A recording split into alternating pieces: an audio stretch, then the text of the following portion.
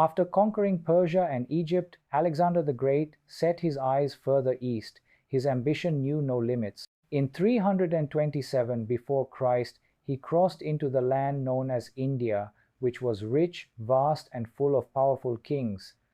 For Alexander and his men, this was a completely new world. The land was strange, the rivers wide, the animals unfamiliar, and the weather harsher than anything they had faced before. Yet Alexander pressed on, determined to extend his empire to the ends of the known world. The most famous encounter of Alexander's Indian campaign was with King Porus, the ruler of the region near the river Hydaspes, which today is called the Jhelum River in Punjab. Porus was a tall, strong, and courageous king who commanded great respect from his people. His army was unlike anything the Macedonians had ever faced. He had thousands of infantry, cavalry, chariots, and most fearsome of all, war elephants. For Alexander's men, who had never seen elephants in battle, the sight of these giant animals was terrifying. The battle began with a challenge that was not about soldiers but about nature. The river Hydaspes was swollen with monsoon rains, making it dangerous to cross. Porus positioned his forces on the other side, confident that Alexander could never bring his army across without being destroyed. But Alexander, as always, relied on cunning and strategy. He created a deception. He moved his troops up and down the river for days, making Porus believe that he was preparing to cross at one place. Meanwhile, in the middle of the night, Alexander secretly led part of his army upstream and crossed at a quieter point. When Porus realized what had happened, it was too late. The Macedonians had already crossed the river and were advancing. The battle that followed was fierce and brutal.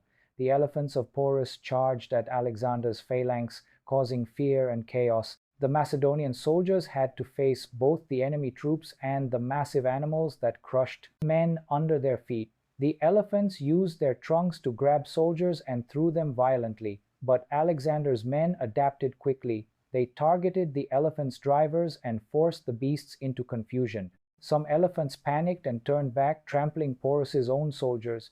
Meanwhile, Alexander himself led his cavalry in a flanking maneuver, attacking Porus's sides and cutting off parts of his army.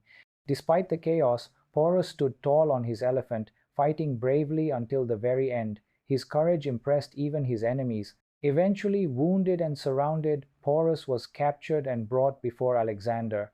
When Alexander met him, he asked Porus how he wished to be treated. Porus replied with dignity, like a king. Alexander admired this answer and the bravery he had shown. Instead of killing him or stripping him of power, Alexander restored him to his throne and even granted him more territory. This act showed that Alexander valued courage and loyalty even in his enemies. The Battle of Hydaspes was one of the hardest and bloodiest battles of Alexander's career. His men had fought bravely, but the struggle left them exhausted.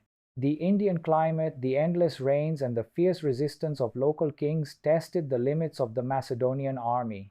After this battle, Alexander wanted to march even further east toward the great Ganges River, but his soldiers, tired of years of campaigning and far from home, refused to continue. For the first time, Alexander had to turn back.